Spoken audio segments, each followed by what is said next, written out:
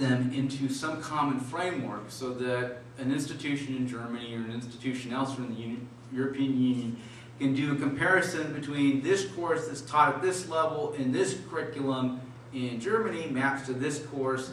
There is a mapping to this course in Armenian curriculum, or there is no mapping. So that students that train in Armenia as we get closer to, by the way, Bologna process is by no means complete. It started in 2000, and it probably won't be completed until 2020. But at least, you know, the government signed up to do things according to some kind of process or model, which is an improvement from, say, the Soviet era. There are very good universities in Yerevan. Of course, AUA is stellar. I don't know if you've seen the new buildings or talked to anybody that's involved with it. It's a world-class education, and I probably shouldn't give them this free plug, but you can probably, as an American citizen, send your child to Yerevan and have them trained at AUA in a Western accredited college and get their master's degree for a price that is competitive with a public university in California, especially now they're jacking up tuition rates. So, you might want to think about that. And that's, by the way, another way that we can participate. If I'm going to go to school full-time, I can now think about going to Armenia because the cost is competitive and get the benefit of the international exposure. At the national level, the schools in Yerevan are very good. At the regional level, in the villages, the schools are not so good. But they meet the needs of the people that are being trained, and unfortunately, there isn't an internal domestic economy that's demanding engineers, demanding scientists, and so on. A lot of that's for export. The Ministry of Education accredits curriculum, and I'll talk about why that's important.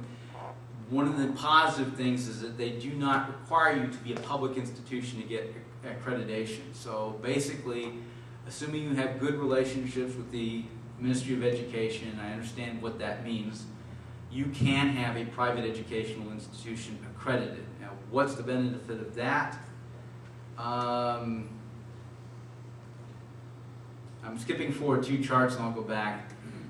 It's Army duty. If you're an accredited university education institution and you have males registered in your curriculum, they can postpone their certain required national service until they graduate. So this is why AUA and some of the national publicly sponsored universities have an advantage over private institutions that are not accredited. Funding is not adequate for education. That's kind of one of the not so good things. The basics are covered. The basics, math, basic reading, basic writing, and so on and so forth. So the country is 99.9% literate. But just the basics are covered, not the depth. They spend less on education than we do, and we spend less on education than a lot of other industrialized nations do. And these statistics are from the Central Intelligence Agency fact book. So they're basically spending half on education than we do per capita, or a GDP per capita. Their GDP is a fraction of what ours are, but if you kind of even just line things up, they're not there where they need to do. Fortunately, many families value education, and you're going to more than likely going to have a piano instead of a video game console in the home of a family that has a lot of school children. So there's lots to be said for Armenians on their own encouraging their students, their children, to do things that we kind of don't encourage for the most part on average in this country any longer. They are better than us in math and science. Physics is part of the mandatory curriculum. If I remember, and I don't know what it is, yeah, it's been 20 years, 25 years, longer than that since I was in college. Physics was an option for people that went on to college. It wasn't mandatory. Trigonometry was an option. You had algebra and geometry required, but for those that were going to go on, there was trigonometry and pre-calculus. That is kind of the standard in Armenia, and there's a lot of public interest in chess competitions, math competitions, and Olympiads outside of the classroom. So there's a lot of competing with schools, not just in sports, but also academically. Where they are really lagging is in the language arts, to the point where the Armenian language really is dying. And why is it dying? They don't encourage writing critical book reports or essays or things enough at the public school education level. So kid goes off to college, they go to an Armenian institution, that's one thing. But even if they go to an Armenian institution, if they get in a technical field, or they go, they're probably going to end up studying Russian, because Russian has more of the vocabulary, more of the textbooks, more of the educational support. And so what happens is they start doing this deep level of thinking for 4 to 6 years in a foreign language other than Armenian. So Armenian is their speaking language, but not their research language, not their work language. And that, I think, is something that we all need to be concerned about. So what happens is, kid goes off to college, comes back home, maybe Armenian comes from it becomes a secondary language, and I met many people that told me, you know, you don't speak Armenian very well knowing English, but I gotta tell you, ever since I went off to school and did this, that, the other thing, I now have to think in Russian or English or this other language, especially if they become foreign language instructors. And then I have to translate Armenian in my head just like you do. So that's just to give you some perspective of what's going on. The average student does not go on to college. The average, half above, half below in the United States is, yes, we go into college. The average person has 16 years of education. The average Armenian has 11 years of education because they don't do that extra 4 years at college.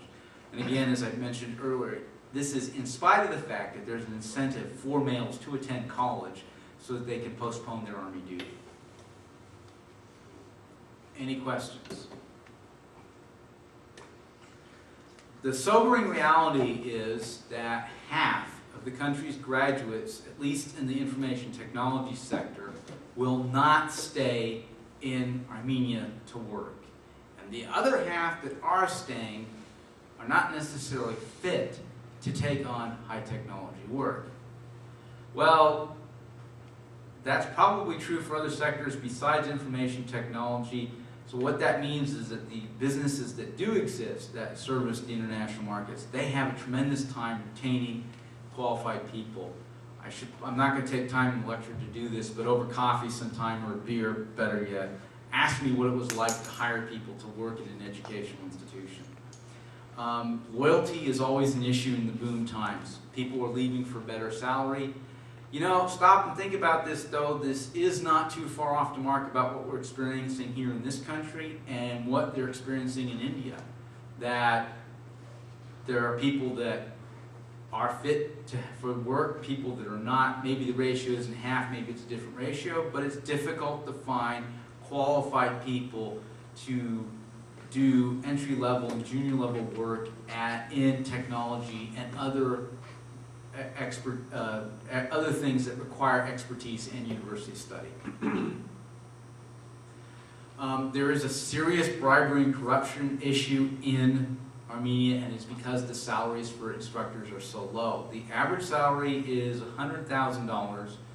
I'm sorry, 100,000 rand per month. That's about. I was going to jump. Yeah. I'm moving back for that amount.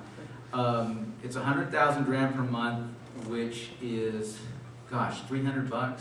It's 385 rand to the dollar. You do the math. The public sector pays 50% less than the private sector, so that's why the average is smack in the middle. So the average professional is getting below the average salary nationally and far below the average private sector salary. So there's a pay for grades model.